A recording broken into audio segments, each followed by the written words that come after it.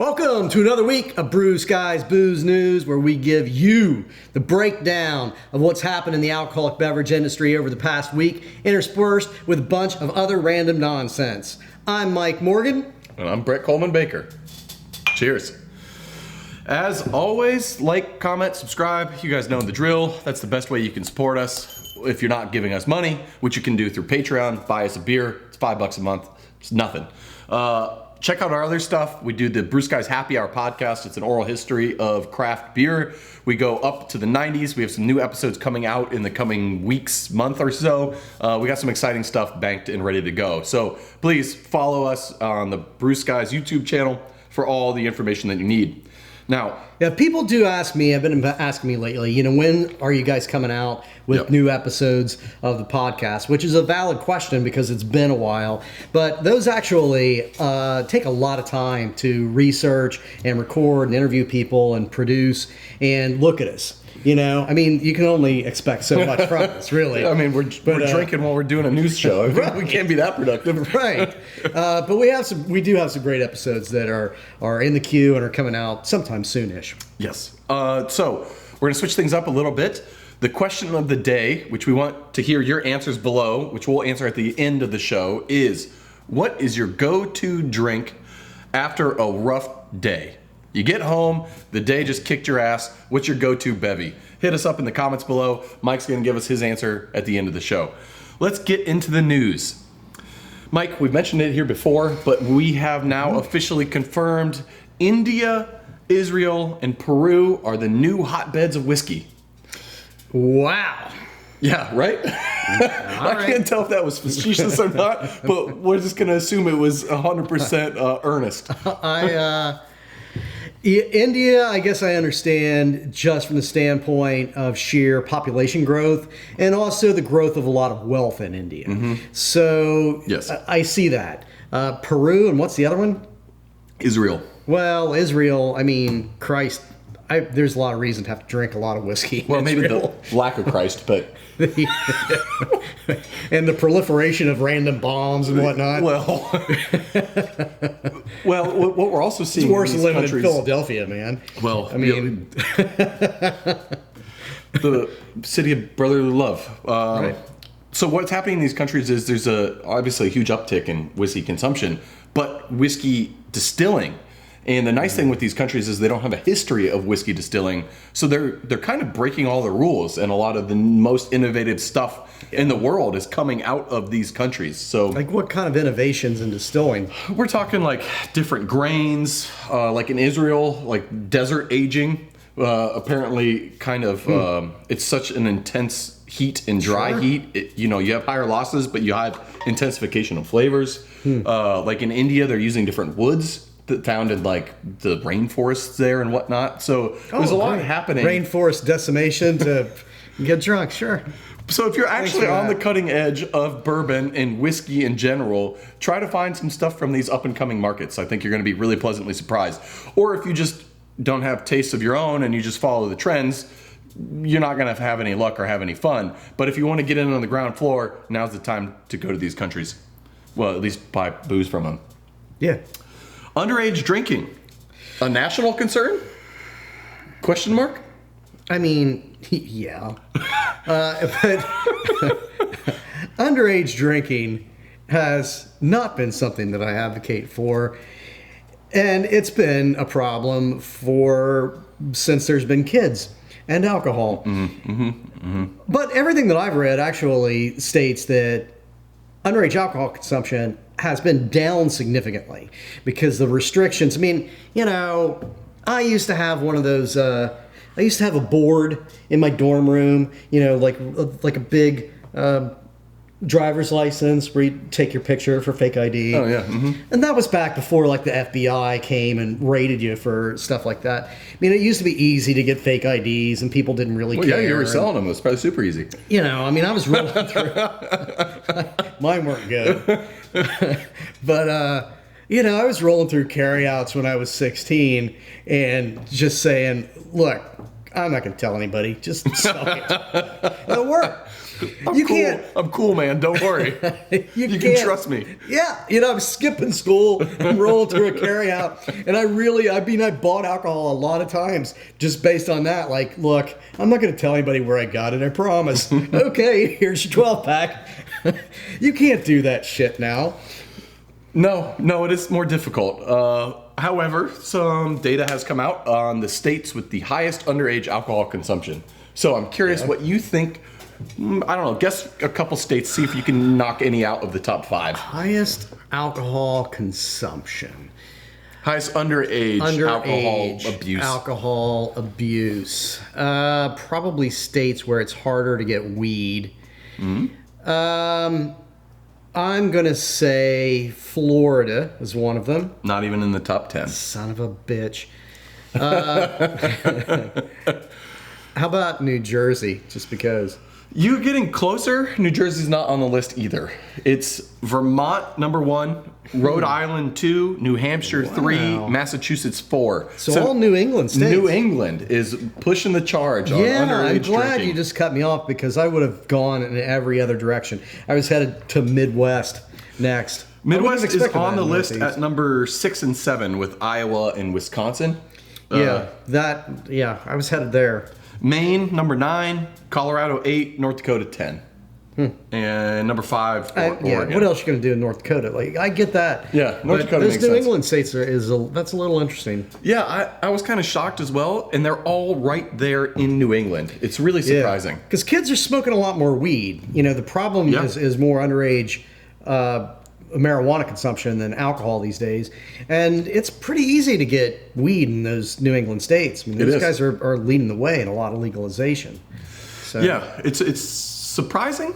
There's also a lot of craft beer in that area too, which is that's probably correlation, not causation. You're not going to go out and buy Heady Topper and get drunk on a weekend as a 16-year-old. No, but it's correlation in where you have drinking cultures. One of my other quick guesses was going to be Louisiana, because Louisiana is a state where you have more than normal alcohol consumption as a state. Wisconsin has traditionally been another one. Yep. Very high amounts of alcohol consumption in Wisconsin, lots of liquor licenses, et cetera, et cetera. That's a good point. If you look at this list, there are a lot of states on here that are really dominant in craft beer in general. Colorado, Oregon, Massachusetts, Vermont.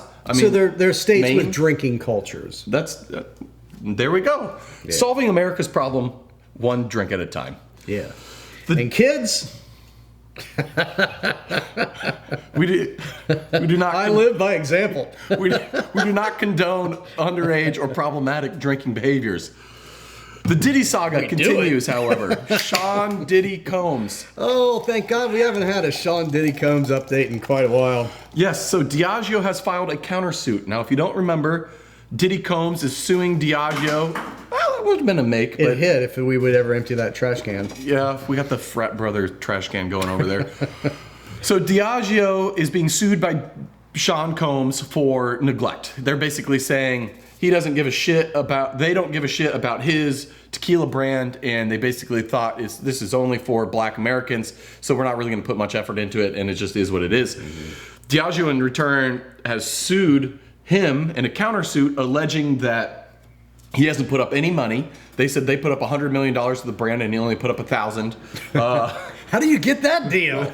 We'll cut that deal, Diageo. They're also saying that he's been misappropriating funds since 2010, which is how long it's been going back. You're not allowed to do that. They want the judge to open up all of his books. And then, additionally, they're claiming that he is weaponizing racism against them in order to extort more money out of them, and he's been doing that since 2017. So apparently he continues to say, I'm going to say you're racist if you don't pay me more money, is what they're claiming. Mm-hmm. So that's the current update. It's basically turning into a giant drama-filled feud.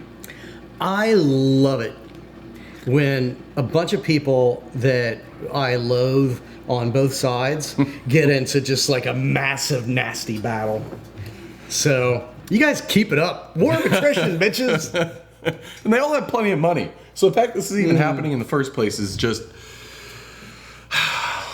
sucks. Sounds ugly. It does sound ugly. Glad I have nothing to do with it. Speaking of ugly, bad things for rich people, the spotted lanternfly is moving west, and California is starting to freak out because of the wine industry. Because they hate immigrants. What fly? The spotted lanternfly is moving west. Yeah, never heard of it. It's an invasive species. It basically just decimates all plants, and it doesn't have any natural predators currently in the U.S. Great. Because it's new. So did some rich asshole bring it in as a pet? I mean, that's how most of our invasive species start. I'm not entirely sure. White pythons are going to eat 1/3 of Floridians eventually. That's not a bad thing either. Yeah, I mean, that's just Darwinianism. But so these California wine owners of these vineyards they're really worried because if it comes in, they're going to lose basically a whole crop year. Yeah. And it's going to happen. It's moving west. Is it going to get over the mountains? Yeah, probably eventually. And next year, probably not, but soon. So, do we care? Do we care about these rich landowners in California and Napa? I don't. Well, I care about if you have a fly, you have an insect that's that level of crop decimation, that's going to hurt a lot of people. And regardless of whether Francis Ford Coppola is, the most endearing person to own a vineyard, it's actually pretty good wine. But yeah, I mean, that's not going to be good for the industry as a whole, and that trickles down to a whole lot of people, and it trickles down to prices. It also, what you're describing to me is a pestilence that's going to be a real problem on a lot of food crops as well. Which is probably the bigger issue. Wine, we don't need it, but yeah. Sure, speak for yourself. Moving on. It's up to you to decide. If you do see a lanternfly, though, kill it. The kill on sight. Antarctica has banned alcohol sales at McMurdo Station bar. Just at the bar. Yeah. You can still get your weekly ration of alcohol, which is 18 beers or 3 bottles of wine or a fifth of liquor. So you can still get that. You can still buy that every week. Yeah. But you can't go to the bar and buy alcohol anymore. Is it like the only bar in Antarctica? It is one of 2. It is the only one at McMurdo Station. Now, the reason being is that 60% of all female employees at McMurdo Station have reported being sexually harassed or sexually assaulted. So they're saying if we stop selling alcohol at the bar, we should see a decrease in sexual assaults. Now, Jennifer Sorensen has come out, who was raped in 2015 at McMurdo Station, and she says that this won't do a damn thing. It's not the alcohol. I would imagine that's more of a cultural thing. It's exactly what she says. There's probably like 10 women and 800 guys, and it's Antarctica, and it's just largely some off-the-hook, barbaric kind of... it's cultural like the military, which is not the shit on the military, but you have a problem... No, we can shit on the military. You have a problem of sexual assault within the military that they're doing a poor job to address. Yep. And it's because culturally... you still have this attitude with the military that's very machismo.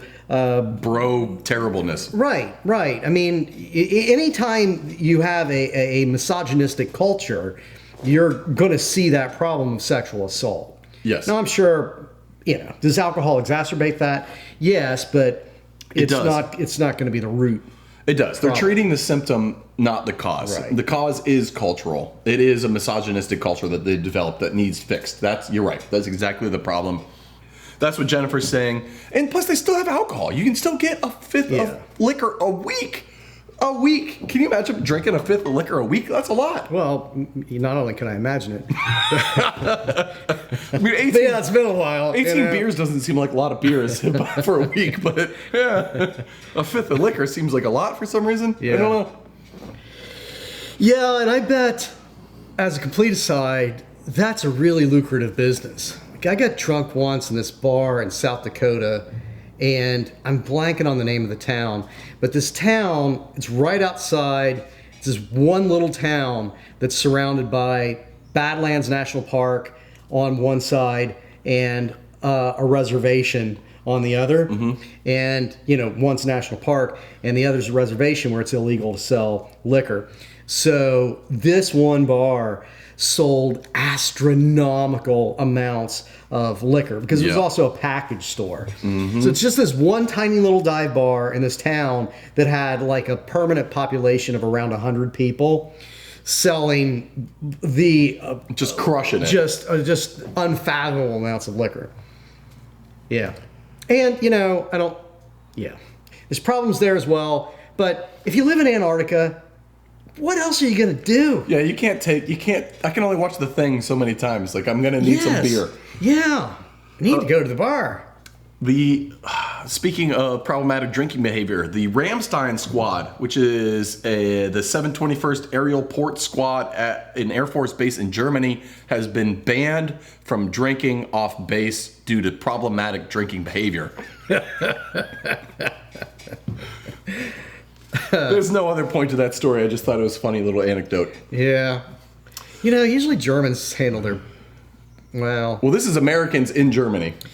Oh, yeah. Okay, that's definitely problematic. Yes. Yes. The anti-alcohol movement is continuing to heat up. More research continues to come out against alcohol being healthy at all. It's not. We know that. NA products are on the rise. Sober months are on the rise. Anti-tobacco groups feel like they've won the war against tobacco, so they're looking to target other things. So they're targeting alcohol. So this is all to say that like the Neo-Prohibitionist movement is gaining a lot of steam. Yep. And good luck with that one. Is there anything we can do about it? Is there anything we should do about it? I will say this, that to me, you look at the amount of places that we are selling alcohol now versus 20 years ago. All of these DORA zones everywhere. The fact that you can go to the grocery store. I mean, I used to go to the grocery store in my 20s, early 30s, and I would think, good God, couldn't I live in a civilized society where I could just drink a couple of fucking beers while I do this chore of shopping for groceries? Yes. Now you can, and great, but now, as an older individual, I think I'm not really sure that this is healthy, that it's that easy to get alcohol everywhere now. So maybe they'll wind up rolling some of that back, but I don't think that you're going to get rid of alcohol. I don't think we're in any jeopardy of Prohibition point 2. Not yet. It's just a matter of it's the loose stuff I'm worried about. It's the increase in excise taxes. Yeah. It's the charging more sales tax at the bar, which is going to further hurt things. It's these small things that I'm worried about more than anything with alcohol consumption. As an alcohol seller and business owner, it's not going to go away. I think that's a very real possibility and a very real threat, and that's part of the mentality that I hate with most of those movements. Even this Ohio this week put their ban on using a cell phone while you drive into effect, which I am all for in theory. But when you listen to how they're going to enforce it, and I see all these asshole state troopers on TV giving their interviews about what they're going to do, it's just going to become an excuse to abusively pull people over. And you're going to have these small towns that set up a cop, looking for anybody doing anything with their hand so that they can ticket the shit out of people. It becomes a revenue stream. You can't ticket me for masturbating while I'm driving.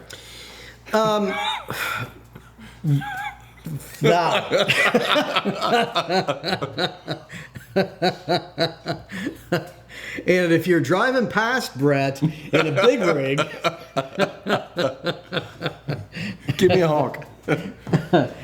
Yeah, I mean, it's probably better than talking on the phone, maybe. Definitely better than texting because it involves less. What else am I going to do with that big Tesla screen? It only takes one hand to drive. So have you tried any of those new NA beers, by the way? I mean, there's that new process for making a non-alcoholic beer, and it's been around. I call it new. It's been a few years now, and I realize that I've been teaching beer class semester after semester for several years since they started making these new non-alcoholic beers. And every semester I say, well, there's a new process, and I'm going to go out and try some of those beers. But then I'm just never inspired to go try a non-alcoholic beer. Are they better than... They're better. Yeah? It's still non-alcoholic beer, so they still suck, but they're better. Yeah. They're better. Good. Yeah, it's fine. It's an okay stand-in. I bet pregnant people fucking love them. Actually, I know they do. My wife loved it when she was pregnant, but because they are better, but it's still not beer. Yeah. It's just it's malt soda. It's hoppy malt soda. In Canada, cannabis has surpassed alcohol for failed sobriety checks for the first time ever. Yeah, that doesn't surprise me. You know, I also believe heavily in decriminalization of drugs and legalization of marijuana, but you're going to see problems with those things, and you know they need to.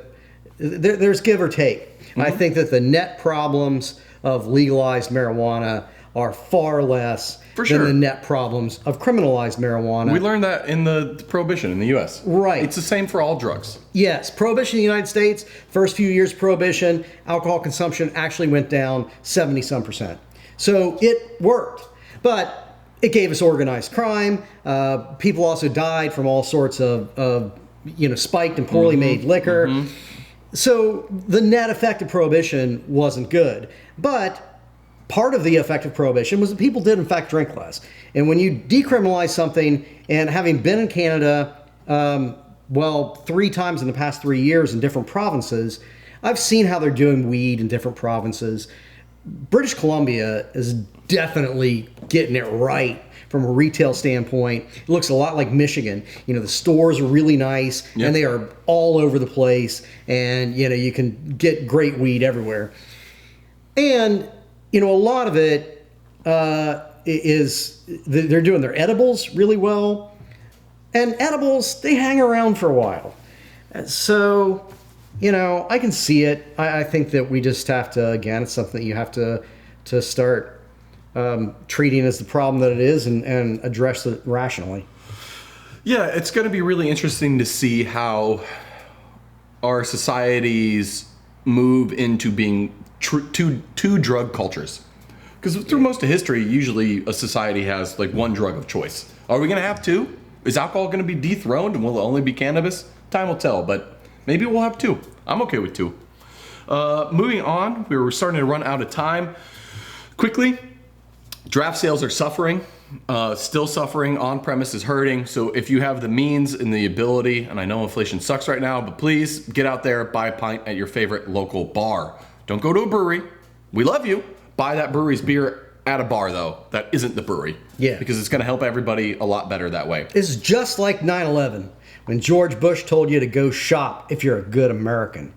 Right now, if you're a good American, go to a tap room and drink buy some beers. All right. Our non-alc story of the week.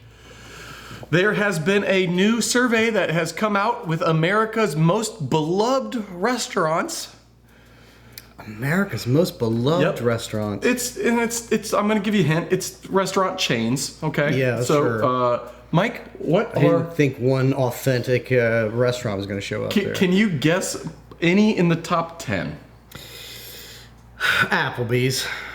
Nope. Applebee's is not in the top 10. Wow. I would say what's a huge Mexican chain these days? There's gonna be one of those. There is.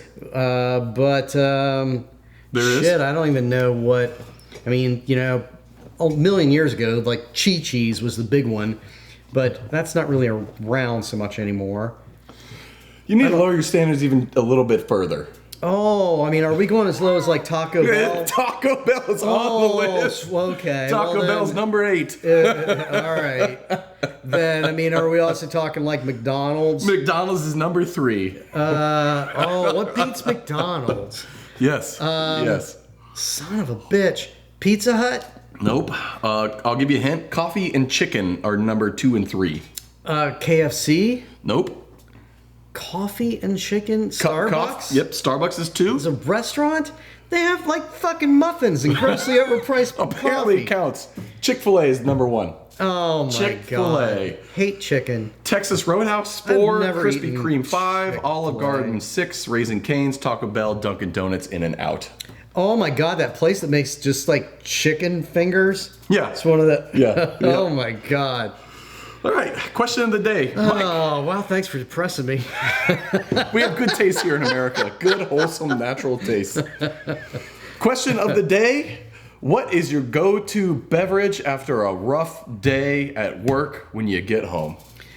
You're not going to be shocked. For me, it's beer. I mean, I don't really drink liquor anymore, and I love wine. But after a hard day, I don't sit down and start sipping a nice glass of red. I'd pound through a couple of beers, man. What I really need is a nice tannic cab sav right now. Yeah. No, I'm going for the beers. Sometimes I'm going hard medicinally. I find that if I've had a physically exhausting day, beer for sure. Several, quickly. Yeah. If I've had an emotionally horrible day, martini. Dry as shit. It's basically just shots of gin that are cold in a big glass. Yeah. That's my go-to, those two beverages. So let us know what yours are after a hard day at the office, work, wherever. Maybe your kids just were real shits on Saturday, and what are you going to drink when you put them to bed? Let us know. As always, that's the news. You know, I'm glad that we didn't dwell on it, and I don't want to, but should mention that last week you promised everybody a government shutdown. Oh yeah, I tried to ignore that. And instead, the government just melted down. Just took one more step into just complete fucking rational oblivion. So, but government didn't shut down. Government did not shut down. Not until November. Well, you're welcome for getting you ahead of whatever you had to do at your brewery. Right. So. Yes, you're welcome for Brett helping you not procrastinate. Cheers. We love you, people.